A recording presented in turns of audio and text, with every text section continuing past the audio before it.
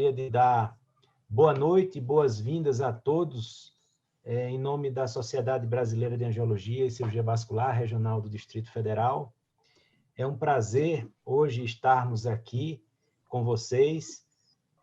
Vamos ter uma palestra excelente, tenho certeza, com o Dr. Marcos Areias. Eu aproveito a oportunidade para agradecer o apoio incondicional que nos foi dado pela AXE, e eu agradeço a AXE em nome de Carlos Franklin e de Carolina Oliveira, que nos ajudou. Agora, antes de começar a reunião, eu vou pedir para o Fagner passar para a gente um vídeo institucional da AXE, e logo em seguida a gente começa com a aula do Dr. Marcos Areias.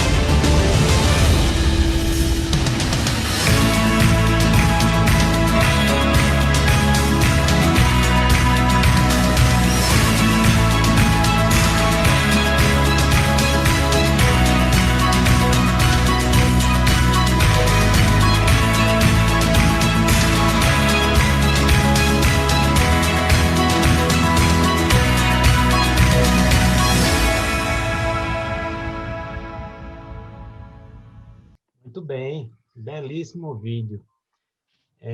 Bom, nós vamos começar agora a nossa aula. Eu queria pedir a todos os participantes que deixassem os microfones no mute. E quem quiser fazer alguma pergunta, pode ir se inscrevendo no chat, vai colocando o nome lá no chat, que no final a gente vai chamando na sequência, ok? Então, agora eu passo a palavra para o Dr. Marcos Areias Marques. Leonardo, você está me ouvindo bem? Sim. Eu vou só te pedir um favor, às vezes a conexão aqui da minha casa fica um pouco instável, e se por acaso ela começar a falhar, você me avisa que eu tenho que trocar para o 4G. Tá bom, aviso. Bom, pessoal, é uma honra estar aqui, boa noite. Quem não me conhece, sou Marcos Areias Marques, eu sou geologista clínico, trabalho em 2 hospitais universitários, na UDA de Angiologia do Hospital Universitário PDNest, ligado à Universidade do Estado do Rio de Janeiro, e no Serviço de Cirurgia Vascular do Gafei-Guine, que é ligado à Unirio, Universidade Federal do Estado do Rio de Janeiro. Particularmente, estava conversando com o Leonardo, me sinto muito feliz quando tenho que fazer qualquer tipo de interação com a Sociedade de Brasília, porque eu sou nascido em Brasília, né, na década de 70, já há algum tempo no hospital de base, e fiz um grande amigo aí em Brasília, que é o Dr. Alcide, que é um longo amigo de longa data do mundo da trombose. Então, é um prazer aqui, a gente vai conversar um pouquinho sobre o tratamento clínico, o espectro do tratamento clínico na doença arterial periférica. Bom, a importância mais do que sabida, né, da doença arterial periférica, é uma doença que mais mata no mundo ocidental, especificamente, particularmente.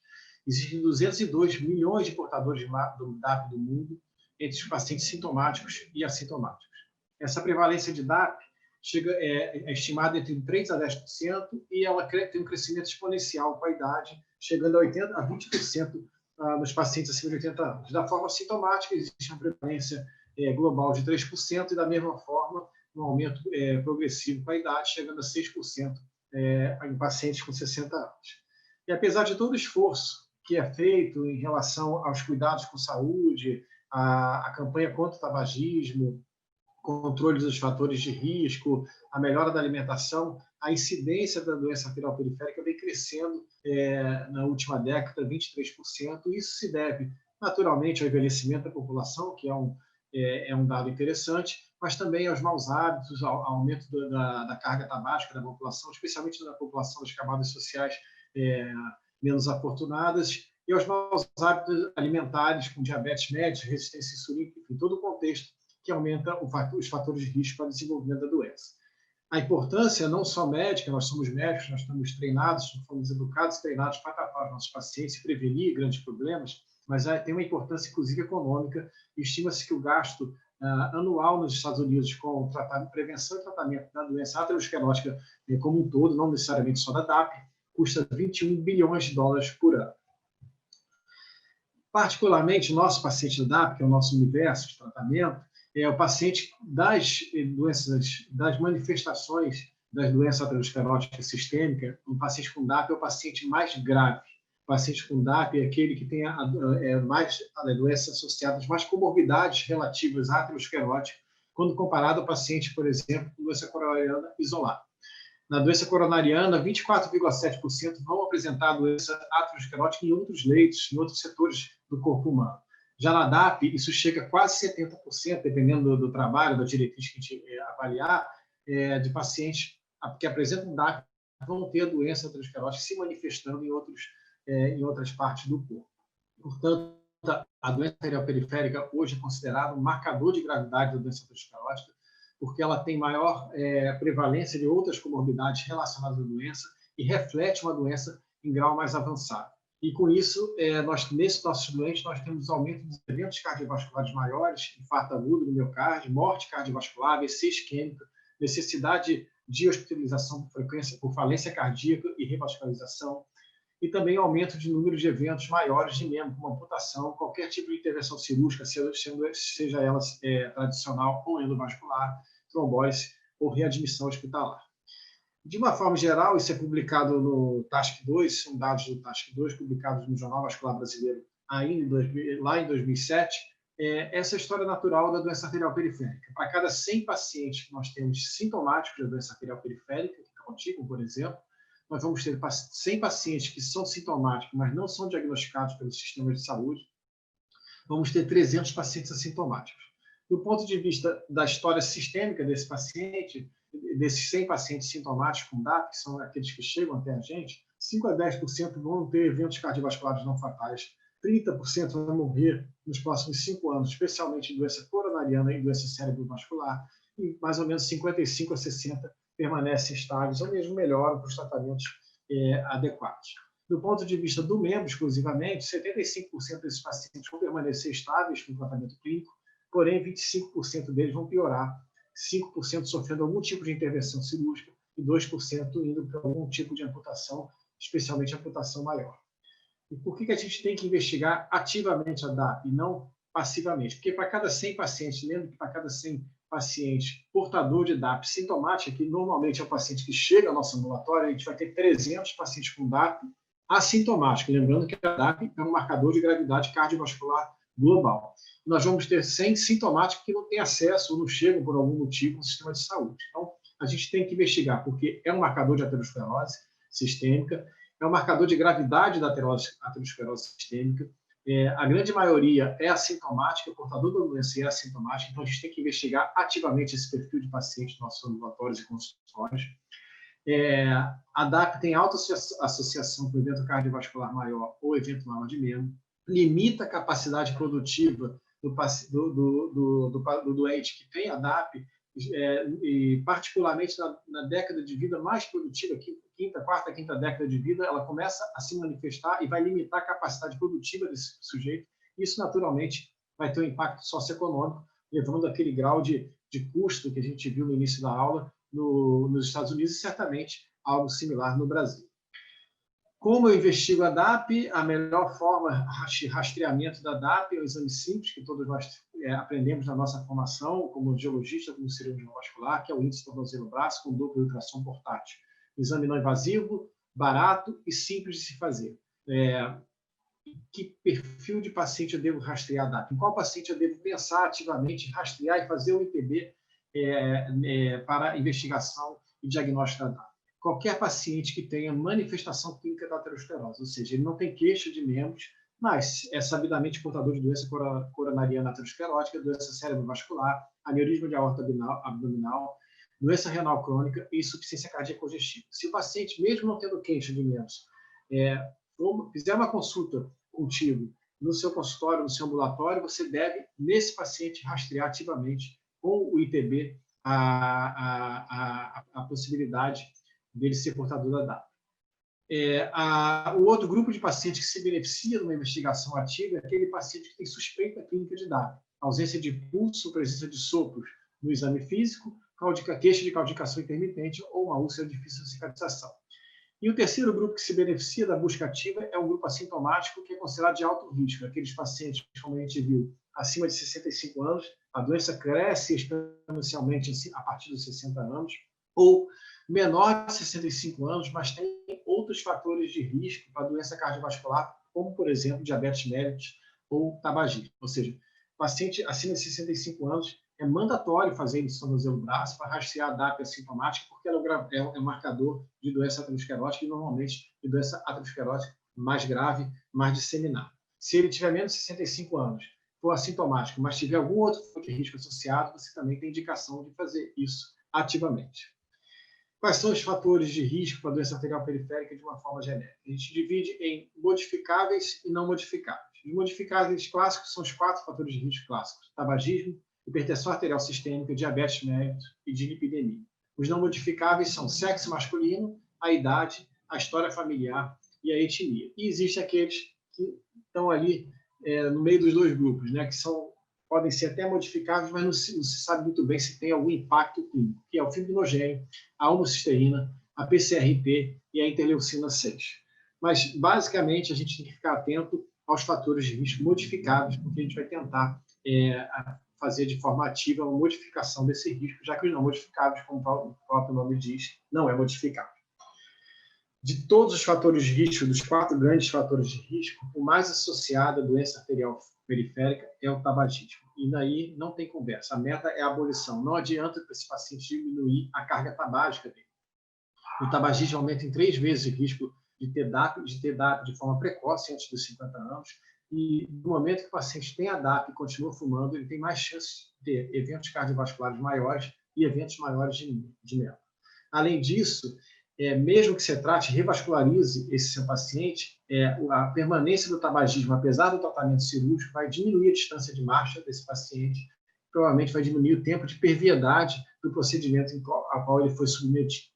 Temos diversas opções de tratamento hoje em dia, mas a gente tem que ser um pouco mais, vamos dizer assim, atento à nossa importância na parada do tabagismo do seu paciente, do nosso paciente. Por quê? Vou dar exemplo aqui. Se o paciente não faz nada, o paciente, a chance de parar no próximo ano, sem nenhum tipo de orientação, sem nenhum tipo de alerta, é de 0,1%. Ou seja, para cada 1.000 pacientes que a gente tem tabagistas, se ninguém fizer nada, só um vai parar de fumar por mais de um ano por conta própria. E aí é um número interessante. Se a gente começar a alertar ele, aconselhar ele na consulta, nem precisa prescrever medicação. Se a gente basta alertar, chamar atenção, reiterar a gravidade, o dano que faz o tabaco, essa chance no próximo ano cresce em 5%. Bom, 5% parece um número muito pequeno, mas se você não fizer nada é 0,1%. Se você aconselhar é 5%. Ou seja, se você só conversar, perder alguns minutos da consulta, conversando com o seu paciente, se aumenta em 50 vezes a chance dele parar de fumar durante um ano, do momento que ele decide parar. Então, basta a gente conversar um pouquinho que a gente está aumentando a chance de vida, de qualidade de vida e prognóstico de vida do nosso paciente. Se utilizarmos, aprendemos a utilizar a terapia de reposição de nicotina, seja por bomba de mascar, seja por PET, enfim, por alguma forma de substituição, isso aumenta para 16%, e associando a algum tipo de antidepressivo, os mais clássicos, a bupropiona e a vareniclina, você aumenta para 30%. Então, se a gente conversar, ou seja, se a gente não quiser trazer para nós a obrigação de parar, de prescrever medicação, tudo, a gente pelo menos orienta, chama atenção, orienta e encaminha esse paciente a algum colega, alguém que trabalhe com isso. E aí a gente vai reduzir muito a chance. Mas se a gente só conversar, a gente aumenta em 50 vezes a chance dele parar de fumar. Hipertensão arterial sistêmica, a meta é pressão sistólica menor que 140, pressão diastólica menor que 90 milímetros de mercúrio. Se o paciente for diabético ou renal crônico, esse alvo da diastólica cai para 85 milímetros de mercúrio. É o segundo fator de risco mais importante para o desenvolvimento da DAP aterosclerótica. Aumenta em 2,5 vezes a chance de DAP em homem, 3,9 vezes a chance de DAP em mulheres. As primeiras linhas de tratamento são 3 classes de drogas: inibidor da ECA, bloqueador de renina-angiotensina e os beta-bloqueadores. Essas drogas, elas não só atuam na melhora da doença arterial periférica, como do contexto cardiovascular desse paciente. Ela diminui morbidade e mortalidade cardiovascular global dos pacientes. Existia, alguns anos atrás, uma questão se a gente poderia usar os beta-bloqueadores nesses pacientes que tivessem DAP, e sim, a resposta é sim, podemos usar, se for a droga de escolha, se for a droga ideal para tratar a pressão do seu paciente. Naqueles pacientes que não têm doença arterial periférica avançada. Leve e moderada, a gente pode usar com segurança. E atenção ao uso do inibidor da ECA, porque naquele paciente que tem estenose bilateral da artéria renal, porque esse paciente depende do sistema renina-angiotensina para a perfusão renal, e às vezes a gente inicia a terapia antihipertensiva com essa droga, e você pode precipitar, diminuir o fluxo renal de tal forma que a gente pode precipitar uma falência renal precoce. E uma coisa interessante é que muitas vezes o paciente chega no consultório claudicando com uma hipertensão, e você começa a tratar, você baixa a pressão arterial sistólica, você baixa a pressão, e aí você faz com que ele aumente, diminui a distância de marcha, a queixa dele aumente, diminui a distância de marcha, porque você diminuindo a pressão arterial sistólica, que você tem que fazer de fato, você pode diminuir a pressão de perfusão do membro e fazer com que ele fique, curiosamente, mais sintomático. Em relação aos pacientes diabéticos, A meta é a hemoglobina glicada de menor que 7%. O diabetes mellitus aumenta em 4 vezes o risco da DAP e 5 vezes o risco de amputação. Esse paciente ele tem um pior prognóstico, porque ele desenvolve uma aterosclerose de menos difusa, precoce e classicamente infrapatelar. Além disso, ele tem associado neuropatia, uma diminuição da imunidade local, facilitação de infecção, o que faz com que o paciente diabético, como todos nós sabemos, tenha mais chance de amputação, porque a doença dele não é só exclusivamente vascular, é neurológica também. Além disso, esse paciente tem revascularização mais complexa e, normalmente, uma falência mais precoce do seu procedimento.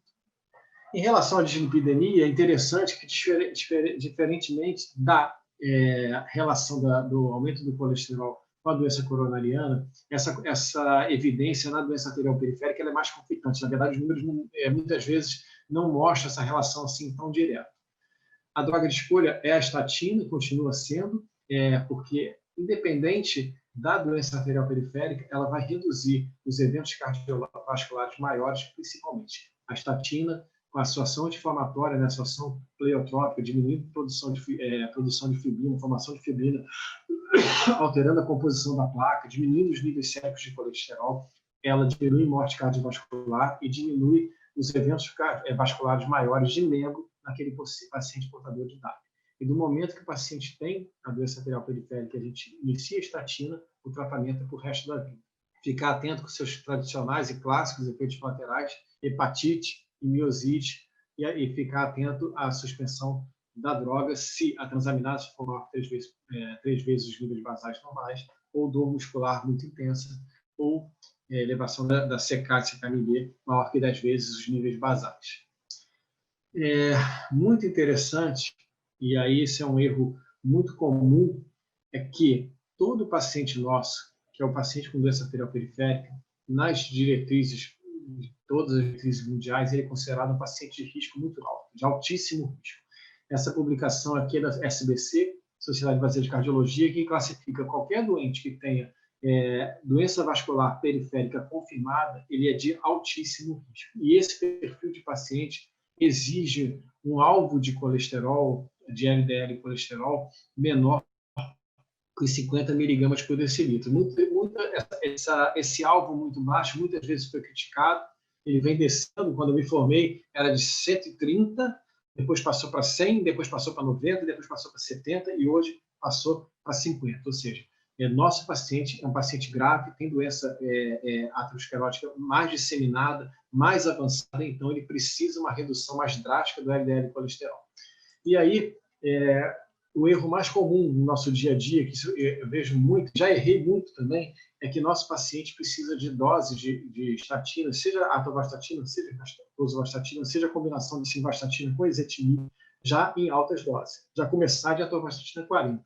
O risco é tão alto que você, nesse perfil de paciente com doença arterial periférica, você não tem a simvastatina como droga isolada. Ela não consegue atingir a potência desejada de forma isolada, e sim apenas associada a ezetimibe. Ou seja, no nosso paciente com doença arterial periférica, nós devemos usar basicamente a atorvastatina em doses altas, ou rosuvastatina, e se for usar simvastatina, tem que ser associação com ezetimibe. Então, classicamente, que a gente vê muito, isso não é nenhuma crítica, isso eu já fiz muito também, já agora, naturalmente, estudando e tratando muito regularmente desses pacientes, a gente tem que começar com uma dose muito alta. O que a gente vê classicamente é começar com simvastatina 20 miligramas, que para esse doente não vai levar o LDL colesterol no nível que você deseja.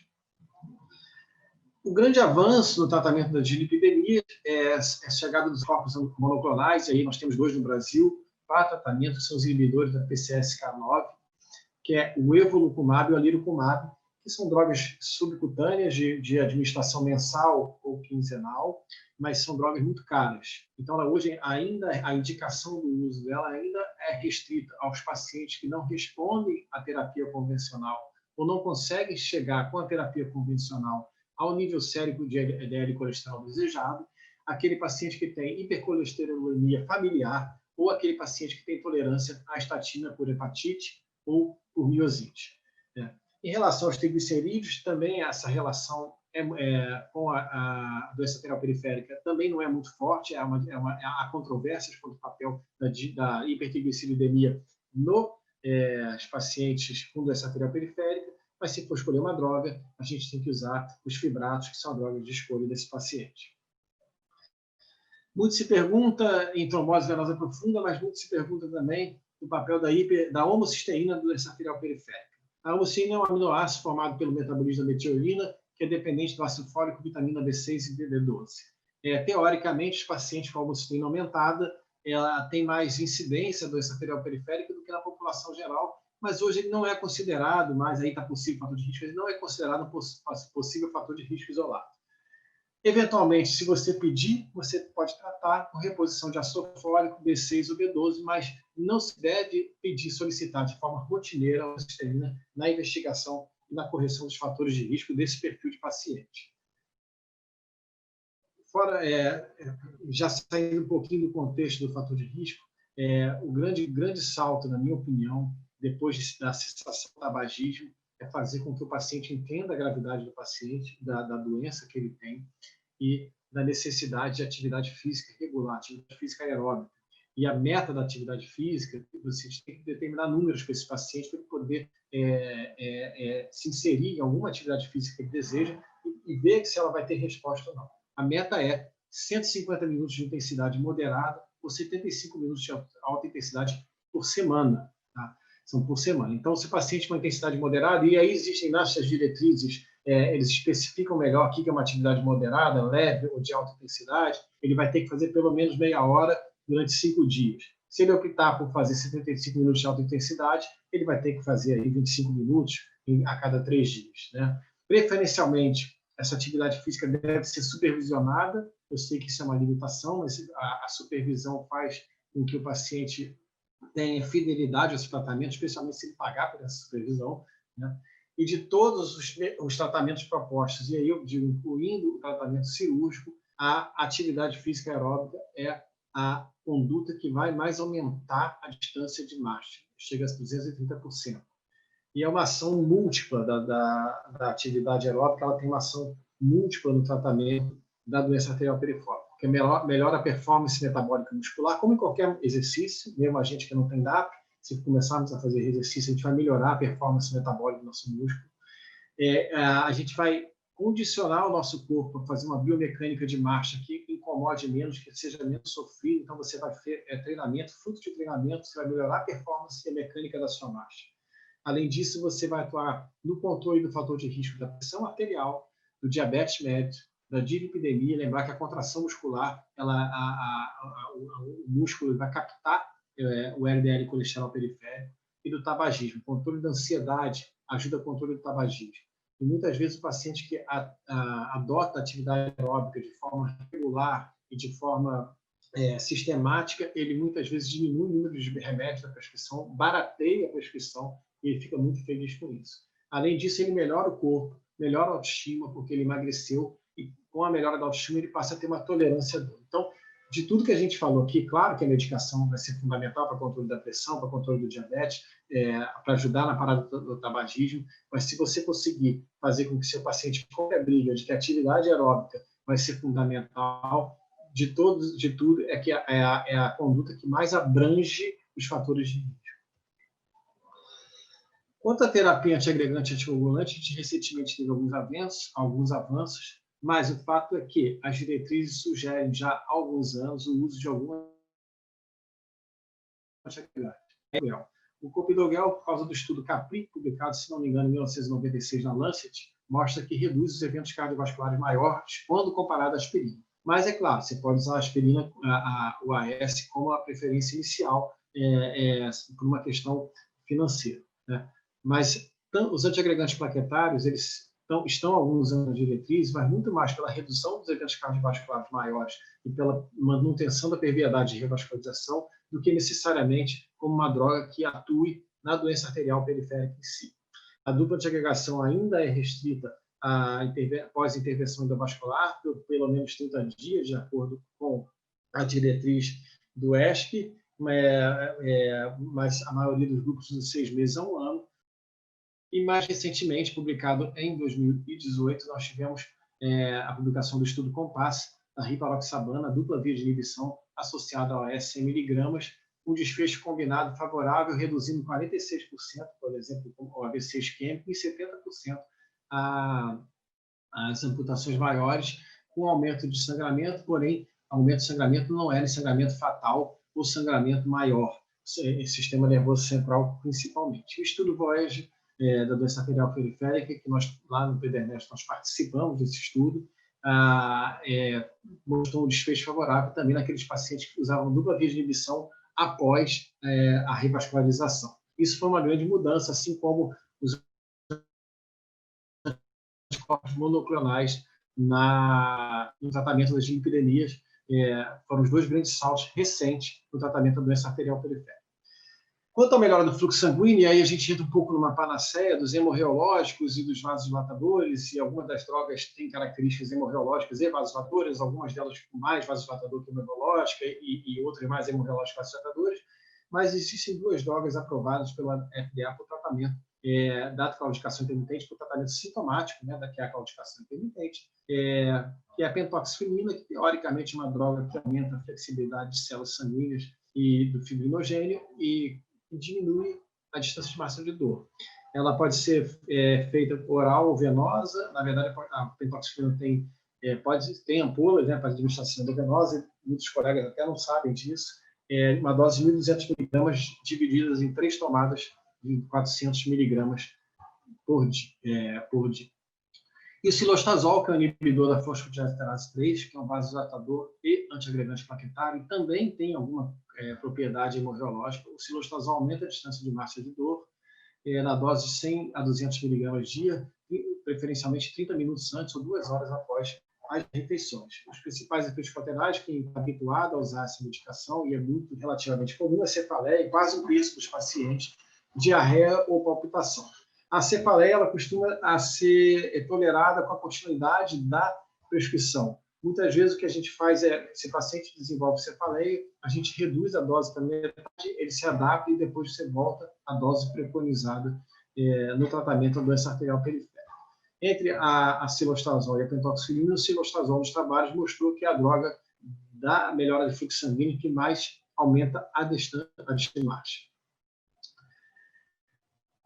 Todo doente com doença arterial periférica, todo paciente com doença arterial periférica, ele é indicado tratamento clínico. Na verdade, a grande maioria dos pacientes com doença arterial periférica, eles devem ficar preferencialmente restritos ao tratamento clínico. Mas, eventualmente, você pode ter situações em que você tem que indicar a revascularização. Quando é isso? Quando o paciente não melhora com o tratamento clínico e a claudicação pode ser limitante para o tipo de vida que ele tem, o desejo profissional, pessoal, ou desde que ele não tenha comorbidades que sejam limitantes, como doença coronariana e doença cerebrovascular, você pode indicar a revascularização do seu paciente. Uma outra situação é a isquemia crítica, né, que você pode, que o paciente pode evoluir para a isquemia crítica e você tem que tomar alguma conduta, e a conduta cirúrgica é preferência. Mas aí a gente tem uma opção de terapia clínica, que é o Prostadil. A indicação clássica do Prostadil é a doença arterial periférica, na classe 3 ou 4 de Fontaine, ou seja, na isquemia crítica, e você pode ter alguns usos opcionais, como, por exemplo, no fenômeno de Renault, que evolui para uma isquemia mais severa, ergotismo, alguns tipos de vasculite, trombogite obliterante, úlceras refratárias, úlcera de Martorell, pé diabético e, muitas vezes, como coadjuvante dos processos de revascularização. Aqui eu trago aqui alguns casos para exemplificar rapidamente. Esse é um paciente meu com uma úlcera hipertensiva de Martorell, uma úlcera que tinha mais ou menos 3 ou 4 anos de duração, agora me fugi um pouquinho, muito dolorosa, né? Uma úlcera isquêmica na face lateral da perna esquerda dela, uma úlcera infectada. A gente internou essa paciente para tratamento curativo, debridamento, e uma úlcera que tinha 3 ou 4 anos, fez ao Prostadil endovenoso. A gente normalmente prefere fazer a dose de 60 microgramas uma vez ao dia do que, se o paciente tolerado, que é a dose de 40 microgramas 2 vezes ao dia. Esse paciente fez durante 4 semanas e a úlcera, após 3 meses, com tratamento, com debridamento, com tratamento antibiótico e com controle adequado da pressão arterial, essa úlcera acabou fechando em 3 meses. Essa é uma outra paciente que, infelizmente, acabou falecendo por uma AVE isquêmica, uma paciente nova, tinha 18 anos na ocasião, uma síndrome do anticorpo antifosfolipídico, que desenvolveu essas pequenas lesões necróticas na mão, e a gente fez, durante 4 semanas, o alprostadil também de forma venosa. Essa paciente ficou bem, ela acabou falecendo alguns anos depois, acho que, se não me engano, 6 anos depois, com AVE isquêmica, por uma piora da síndrome. A síndrome passou a ser um pouco refratária ao tratamento, ela fez uma TVP e depois fez uma AVE isquêmica, infelizmente, acabou falecendo. Essa é uma outra paciente, do sexo feminino, em que fez uma trombose da artéria propítea. Esse trombo da artéria propítea acabou chuveirando para o pé, fez umas lesões necróticas no pé, também com diagnóstico de SAF. Essa paciente tinha lúpus, até então não tinha o diagnóstico de SAF, ela evoluiu com essa trombose de artéria propítea e essa necrose de pódo, mas não teve grandes perdas teciduais e ficou muito bem, obrigado. Essa paciente também faleceu 15 anos depois desse quadro com IAM, que era uma paciente que, além de ter o SAF, o lúpus, ela fumava muito. E essa é uma outra indicação que a gente usa, que não é uma indicação clássica, é um paciente com vasculite reumatoide, paciente com artrite reumatoide há mais de 20 anos. Essa úlcera, na verdade, eram úlceras bilaterais, a do outro lado não era tão grande, mas eram úlceras extremamente de longa data, são 6 anos de úlcera nessa primeira foto à esquerda, uma úlcera muito dolorosa, difícil até de fazer o curativo em nível ambulatorial. A gente acabou internando para controle da infecção, controle da dor. Fizemos 4 semanas, 28 dias, 30 dias de alprostadil, e a úlcera foi gradativamente melhorando até o seu fechamento completo. Naturalmente, claro, sempre com o controle da doença de base, com o tratamento da doença de base, com curativo adequado, com controle de pressão, no caso da Martorell, nessa paciente, controle do processo inflamatório da artrite reumatoide. Ela foi um dos primeiros pacientes que eu conheci que usou os imunobiológicos. E qual é o mecanismo de ação do alprostadil? Ele tem um mecanismo biotópico. O principal dele, mais conhecido, é o vasodilatador potente, por relaxamento direto da musculatura lisa vascular, por antagonizar o efeito vasoconstritor do leucotrieno D4. Esse é um efeito muito conhecido, e quem já usou o alprostadil, quem já prescreveu e viu ser prescrito para paciente, a gente preferencialmente usa veia acesso venoso profundo. Se você botar em veia periférica, você vê claramente essa veia, ela fica muito dilatada e muitas vezes é muito incômodo para o paciente, incomoda muito, tem muita dor. E a gente prefere, então, o acesso profundo. Ela tem um efeito antiagregante plaquetário, isso é muito interessante nessas lesões ulceradas que eu mostrei, eventuais. Quando você começa a fazer o alprostadil, começa a fazer o curativo, você observa que tem mais sangramento, porque o alprostadil inibe a adesão, a ativação e a agregação plaquetária por inibição da síntese do tromboxano A2. É um anti-inflamatório, impede a adesão leucocitária e a formação dos radicais livres provocados pelo leucotrieno D4. Também tem características hemobiológicas, fibrinolíticas, e esse efeito fibrinolítico parece ser o efeito que faz com que a ação do alprostadil seja mais longa do que os 28 dias preconizados, 21, 28 dias preconizados, e também inibe a proliferação vascular.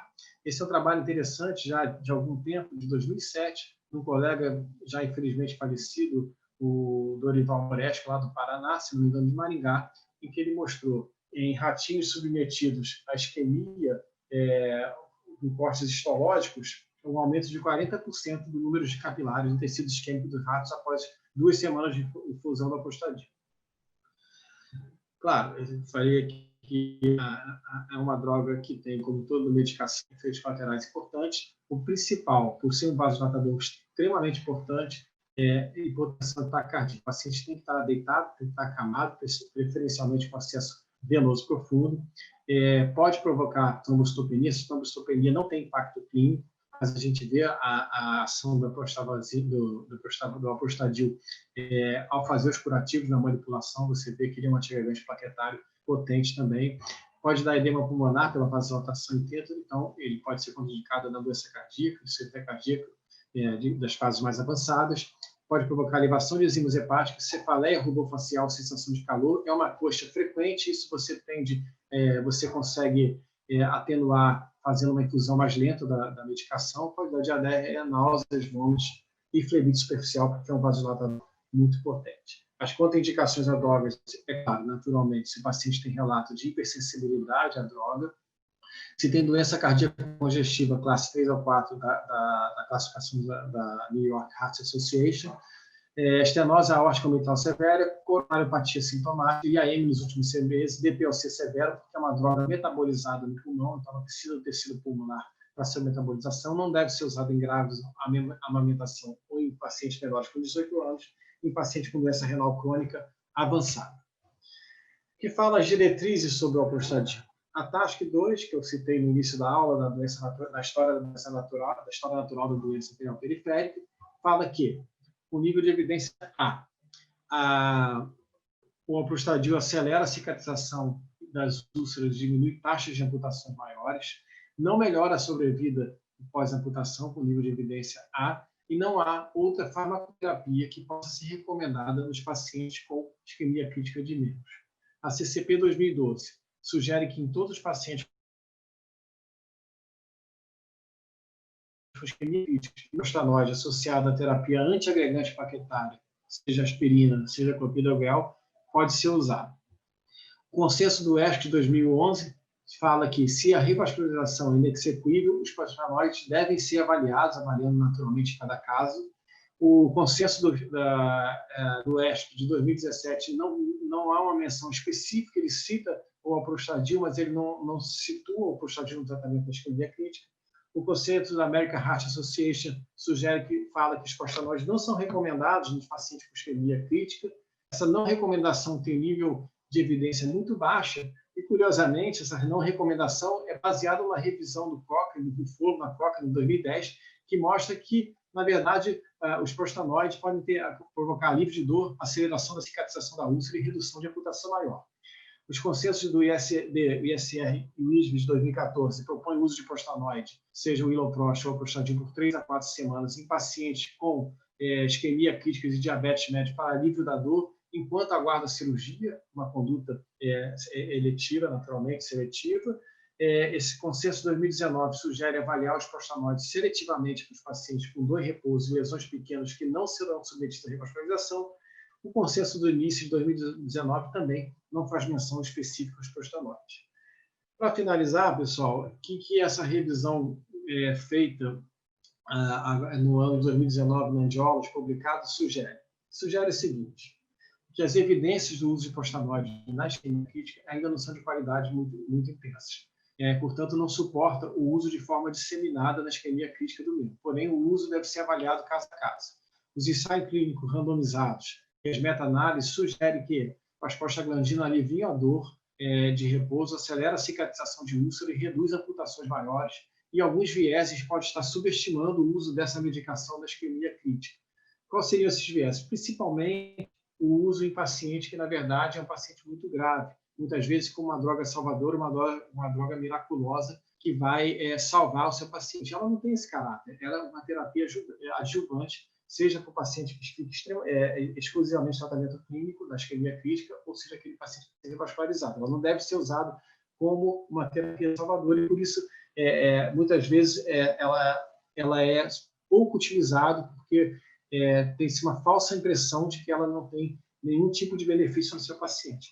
Ela, basicamente, é uma droga que vai diminuir a dor, e isso, para quem já usou, isso é muito claro, isso é muito evidente. Ela vai acelerar a cicatrização de úlcera e diminuir o número de amputações menores e maiores. Então, aí, quando usa o alprostadil, vai sempre exigir uma avaliação criteriosa, caso a caso, deve ser avaliado e nunca deve ser entendido como substituto de revascularização em membros com isquemia crítica. No tratamento do paciente, para finalizar, do paciente com doença arterial periférica, é muito interessante a gente montar o time vascular, médicos, nutricionista, preparar profissionais de educação física, fisioterapeuta. A gente tem que estimular o nosso paciente a parar de fumar, a gente tem que estimular o nosso paciente a fazer atividade física aeróbica supervisionada, ao uso de estatina, uso de antiagregante. Hoje em dia, a dupla via de inibição é uma opção muito interessante em controlar os fatores de risco. Isso você vai limitar e vai controlar basicamente 75% dos seus pacientes. Se ele evoluir com uma claudicação limitante para o estilo de vida que ele deseja, ou isquemia crítica, esse paciente deve ser revascularizado, avaliado para revascularização. e depois permanecer com a terapia global de controle do fator de risco, estatina, antiagregante e exercício físico supervisionado. Agradeço muito mais uma vez a presença, fico muito feliz de estar aqui com vocês e estou aberto à discussão, alguma dúvida que eu possa ajudar. Mais uma vez, você nos brindou aqui com muitas informações interessantes. Eu quero fazer um comentário e uma pergunta também. O comentário é que lá no Hospital de Base, nós temos uma experiência com o alprostadil em pacientes com isquemia crítica grave, né? Geralmente, aquele paciente, a gente indica para aquele paciente que não tem deságue para fazer uma revascularização, tem uma lesão trófica com aquela cianose borderline, meio fixa, meio não fixa, que a gente acha que existe uma perspectiva de salvar o membro, né? Mas eu acho que a gente indica para pacientes muito graves e acaba não tendo resultados assim tão satisfatórios, né? E agora nós temos uma experiência muito boa na utilização de pacientes com tromboangiite, que tem uma incidência alta. Aqui no Hospital de Base nós temos uma prevalência muito grande de pacientes com tromboangiite e, de uma maneira geral, a gente indica para esses doentes com vasculites e tromboangeites, né? E a pergunta esse é o comentário, a pergunta que eu queria te fazer é a respeito da utilização intraarterial do alprostadil. Você vê essa indicação e existe alguma situação que você indica o uso intraarterial dele? Então, Leonardo, assim, vou responder aos pouquinhos aqui. O grande viés do alprostadil é que, talvez até isso é uma coisa histórica, quem viveu o lançamento dele, na verdade, o alprostadil era da biosintética, não era nem a Axê, né? A biosintética foi comprada pela Axê. No lançamento da biosintética, aqui no Brasil, ela foi divulgada como uma droga, como se ela fosse opcional à cirurgia, assim, e com caráter de salvamento que a cirurgia às vezes não poderia dar. E isso gerou muito viés contra a droga, né? E como eu falei, a gente estava conversando anteriormente, né? Eu trabalho no serviço do Dr. Arno aqui no Rio, e ele tem a formação dele na Alemanha. E na Alemanha, ele fala que todo paciente, falava que na época, na década de 70, quando ele esteve lá, todo paciente que estava internado por doença arterial periférica, seja ele crítico ou não crítico, ou que estava preparando para cirurgia, enfim, eles faziam prostaglandina, eles faziam a prostaglandina. Era uma rotina regular do serviço fazer o alprostadil, porque aliviava a dor em repouso, melhorava o aspecto cicatricial da lesão, aumentava a perfusão distal, inclusive a ação do antibiótico, enfim, teria um benefício muito grande, né? Então, a gente, aqui no Rio, como ele sempre foi muito simpático agora, a gente sempre usou, assim que ela foi lançada, a gente usou muito. E eu vejo claramente no paciente que tem, principalmente paciente com dor de repouso, isso é muito claro, melhora muito mais rápido se você não fizer. Tudo que eu falei, mostrei alguns casos assim, fugindo do óbvio, né, que a doença arterial, isquemia crítica da doença aterosclerótica, descompensada, com dor em repouso. Eu mostrei alguns casos aqui que fugiam um pouquinho disso, mas desses casos todos eu mostrei o primeiro, a paciente com tromboangiite obliterante. Esse, sem dúvida nenhuma, de todas as doenças, é a que mais eu acho que o prostaglandin é impactante. O alprostadil é impactante. É impressionante como esse paciente, que é um paciente que tem dificuldade de revascularização, porque a doença ela é muito peculiar, muito distal, dificilmente se acha um leito distal, e talvez seja, para mim, a grande indicação do alprostadil. E é até interessante você falar que tem muito aí, porque no Rio a gente vê muito pouco, cada vez menos. Eu via muito mais tromboangiite quando eu era residente, há 25 anos atrás, do que eu vejo hoje. E o uso intraarterial, sim, tem indicação, sim, em isquemia crítica infantânea 4, dor de repouso. Existem até alguns trabalhos mostrando com dose maior do que a usual e que você teria um benefício nesse perfil de paciente. O Matheus, o colega lá de Santa Maria, Rio Grande do Sul, ele faz intraarterial e, às vezes, em megadoses. E tem resultados muito interessantes. O doutorado também já fez alguns pacientes com uso intraarterial com dose, com megadose, e os resultados são muito interessantes também. Tá? Esses casos em que fazem injeção intraarterial de alprostadil são para pacientes com isquemia crítica, com lesão trófica, um Rutherford 5 ou 6? 5 ou 6, exatamente, esse mesmo. É para esse mesmo. Teoricamente, a indicação de bula é 5 ou 6. Tá? Você tem, na verdade, teoricamente, você teria que fazer arterial nesse paciente. Certo. Eu gostaria aqui de anunciar a presença do nosso presidente da Bruno. Nacional, o doutor Bruno Naves, está aqui nos presenteando com sua presença. Boa noite. Acredita, Léo, que eu estou na reunião da Associação Médica desde 2 horas da tarde, nós já estamos 7 horas de reunião para resolver quem que vai ser, se vai ser a chapa 1 ou a chapa 2. 7 horas de reunião. É incrível. Eu nunca imaginei que... O Bruno está de meia elástica? Bem, estava no consultório, fiquei lá, cancelei meu consultório a tarde toda, aí depois vim andando a pé, escutando no telefone para ver se tem a votação. Ainda não teve a votação. Então, ainda não se sabe se vai ser a chapa 1 ou a chapa 2. Eu estou impressionado. Eu nunca participei de um circo de horror tão grande. Depois eu comento. Desculpa a interrupção aí. Parabéns pela excelência da reunião, como sempre, né? Marquinho é Marquinhos, né? Obrigado, Bruno. Agora, não tem erro. Mais 1 hora tem que fazer flexão, hein? Ô, Alex, deixa eu te perguntar uma coisa. Parabéns pela aula.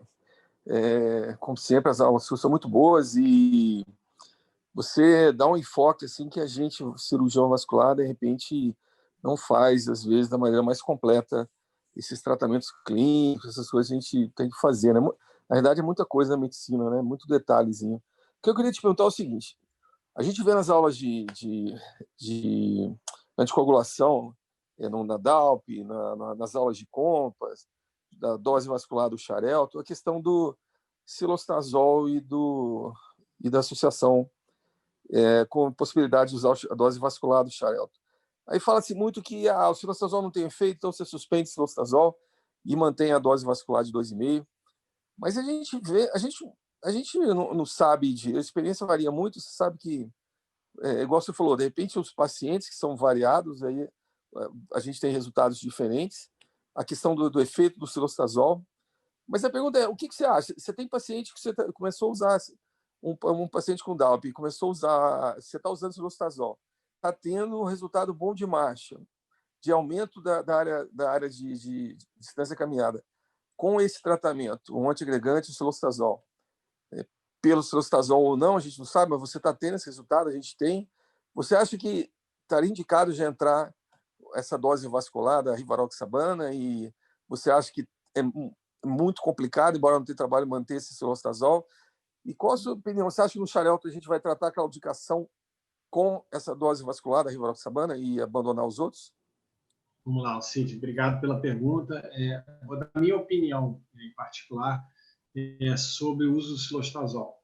O cilostazol é uma medicação para o sintoma, né, para a claudicação intermitente, aumentar a distância de marcha. E, como eu falei na aula aí, muito mais eficiente é fazer com que o paciente faça atividade física aeróbica supervisionada, naqueles critérios que eu botei lá na aula, né? A dupla via de inibição, ela aumenta a sobrevida do paciente, diminuindo até em 46%, por exemplo, AVC isquêmico, em 28% IAM, uma amputação maior em 70%. Então, uma droga, a dupla via de inibição, a associação da dupla via de inibição, ela é muito impactante. O estudo COMPASS, na minha opinião, é um estudo muito impactante. Muitos desses pacientes incluídos no estudo COMPASS vêm usando algum vasodilatador, e entre eles, classicamente, o cilostazol, que é de todos esses o mais estudado e que mais tem benefício. Só que o cilostazol, como eu falei lá, ele tem propriedades também antiagregante plaquetário. E aí você teria o antiagregante aspirina, o AS, teria o anticoagulante em dose baixa, que é a rivaroxabana, e teria mais uma medicação que tinha propriedade antiagregante também. Esse é um aspecto. Então, assim, se fizer a dupla de inibição, na minha opinião, tem que suspender o cilostazol. A questão também que me bate muito, eu trabalho em 2 hospitais públicos, é custo de tratamento, né? Claro, a medicina vai avançando, as drogas vão ficando mais caras e a gente tem que tentar enxugar para esse paciente, nossa, que já é polimedicamentoso, porque ele é diabético, ele é hipertenso, ele é dislipidêmico, ele tem que usar estatina, ele tem que usar antiagregante. Você vai acrescentar agora um anticoagulante, que não é barato, né? A gente sabe que não é barato, e você vai onerar muito esse paciente. Então, eu tento enxugar a medicação e acaba que se cilostazol é a droga, uma das drogas para ser rifada nesse contexto, não tem jeito. Você perguntou mais uma coisa, né? Então, assim, se eu for optar, eu prefiro nesse paciente fazer a dupla via de inibição, que eu estou interferindo na morbimortalidade do paciente de fato, e tirar o cilostazol, que age na distância de marcha. E a distância de marcha eu posso melhorar muito mais efetivamente com atividade física supervisionada. Eu sei que também nem todo paciente pode fazer atividade física supervisionada, também tem um custo, enfim, mas esse seria o tratamento ideal do paciente, na minha opinião. Eu não acho que o cilostazol não funcione, mas eu acho que com a dupla via de inibição, ele, de certa forma, passou para o segundo plano.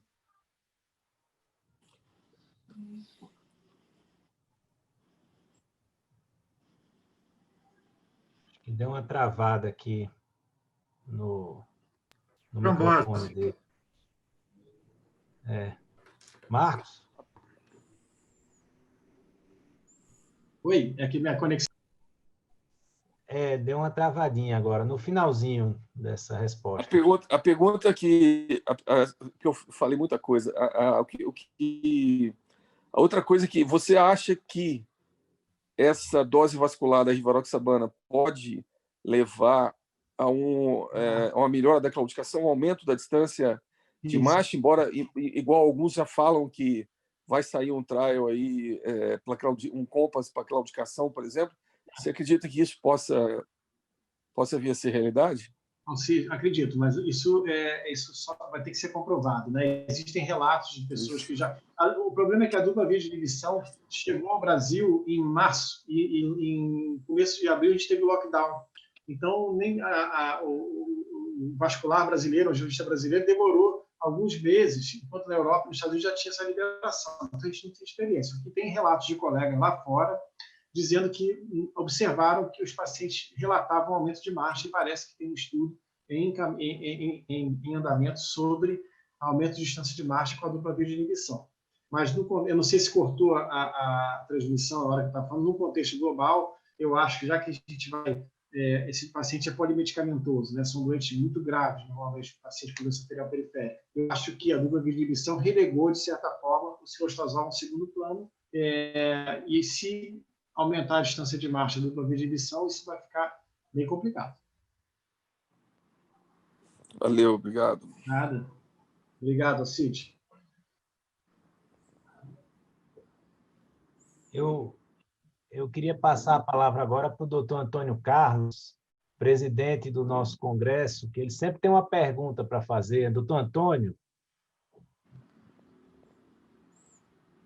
Não, primeiro, parabenizar, viu, Marcos? A minha tese, eu não gosto de ficar falando, mas a minha tese de doutorado foi exatamente o desenvolvimento de uma metodologia de quantificar a claudicação em animais, para avaliar efeito de drogas. Tá? E a gente viu que a gente fez um dispositivo para avaliar a claudicação em ratos com claudicação, e viu que a maioria das drogas, todas as drogas que tinha no momento, cilostazol, e todos os outros vasodilatadores não funcionaram. Na verdade, a única coisa que melhorou essa dor foi a morfina.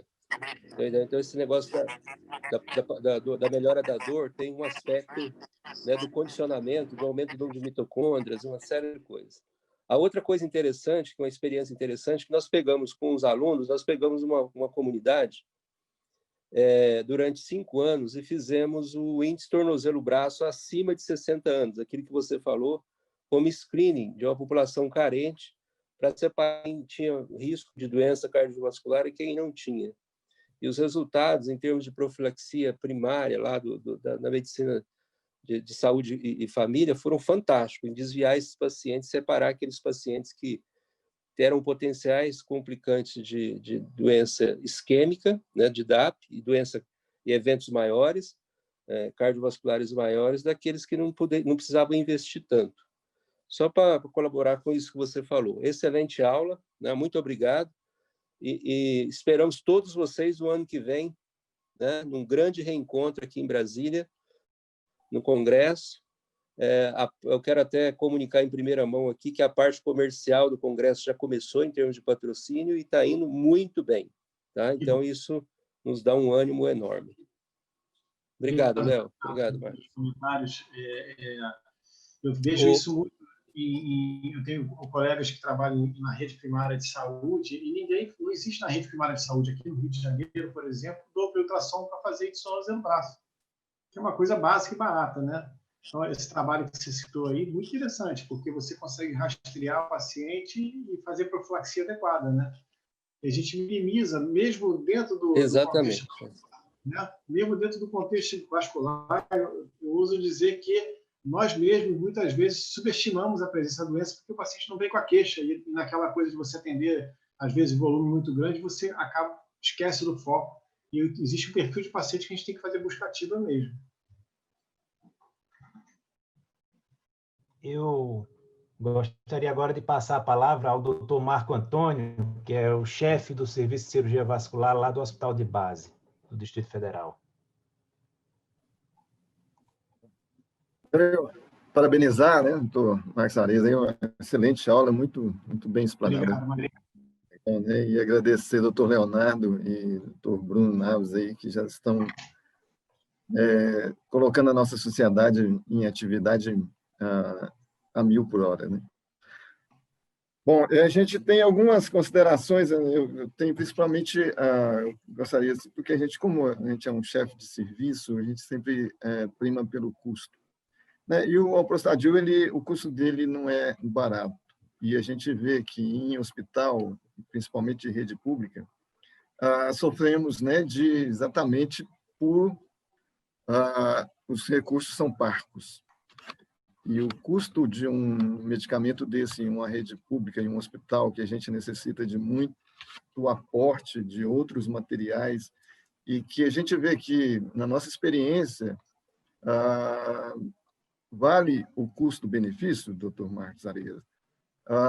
O custo do Alprostadil, e principalmente pacientes internados, pacientes do SUS, que são pacientes que que já chegam para a gente com lesão trófica, já, né, algo que, do nosso ponto de vista, a ação dele não vai ajudar tanto.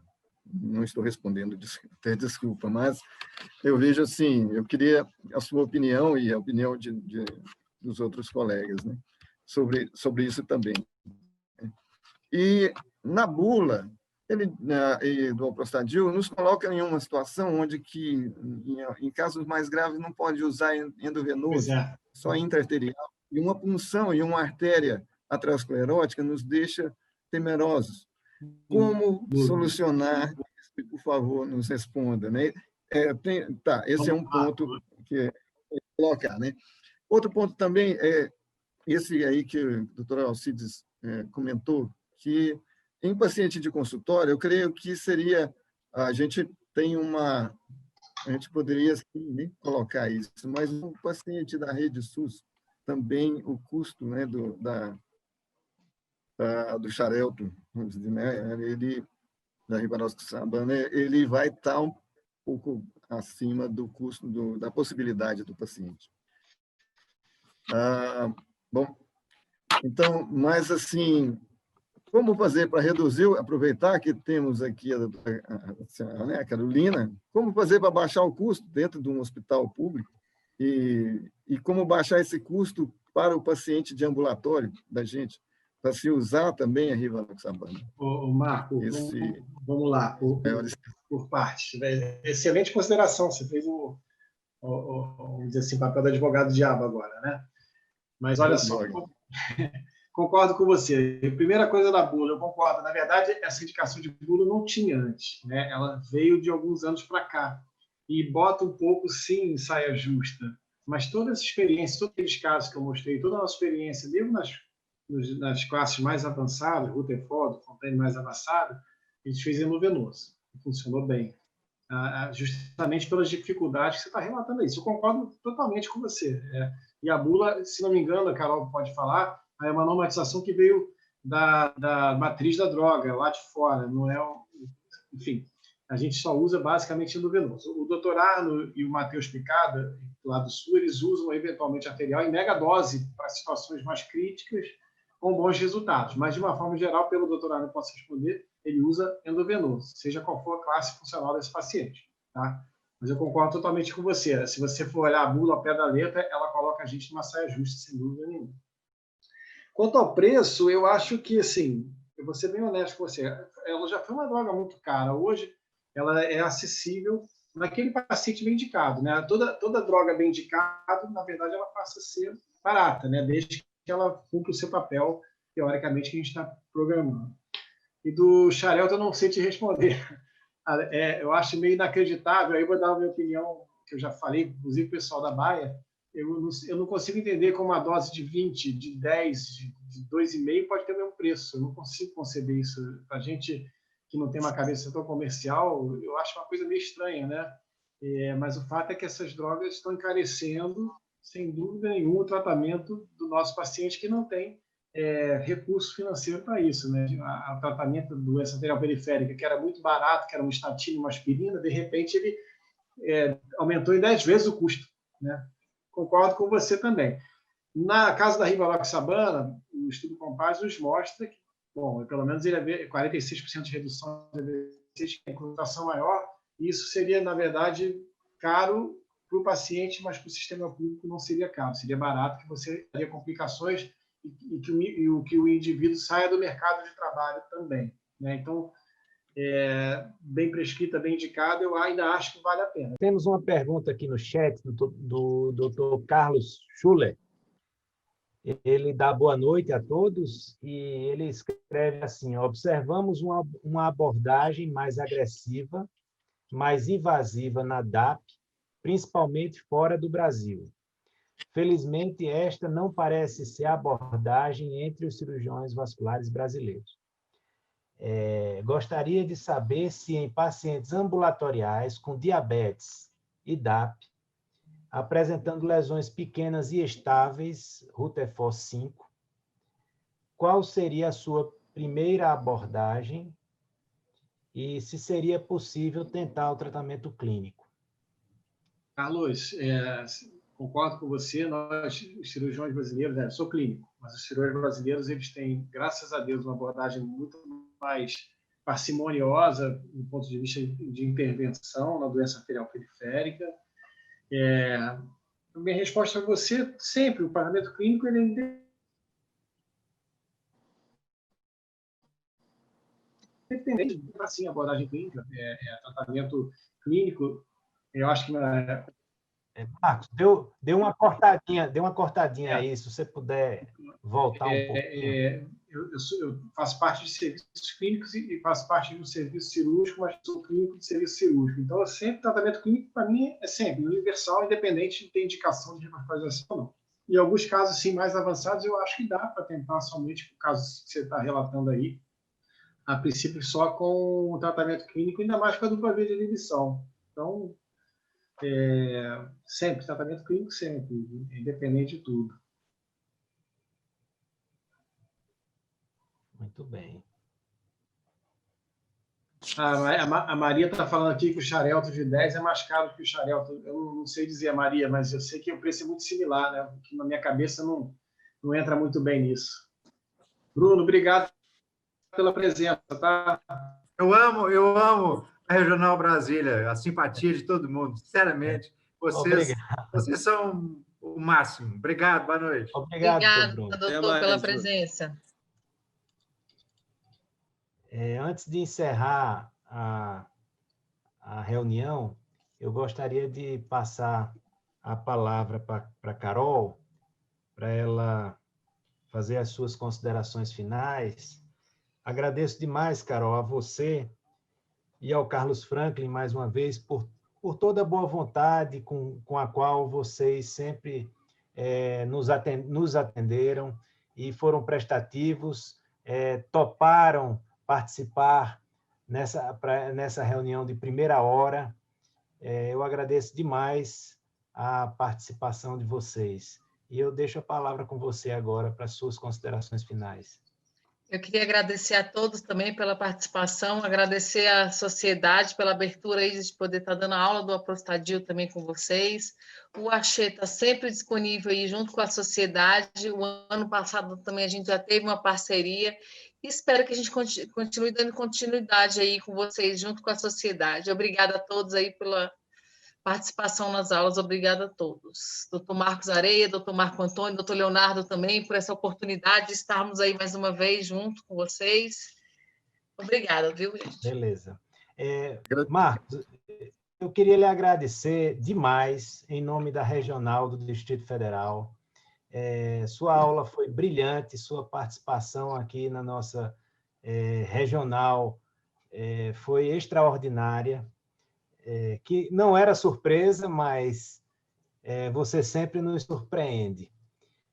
Então, eu agradeço demais a sua boa vontade também, a sua participação, agradeço a presença de todos, tá certo? E deixo aqui as considerações finais do Marcos.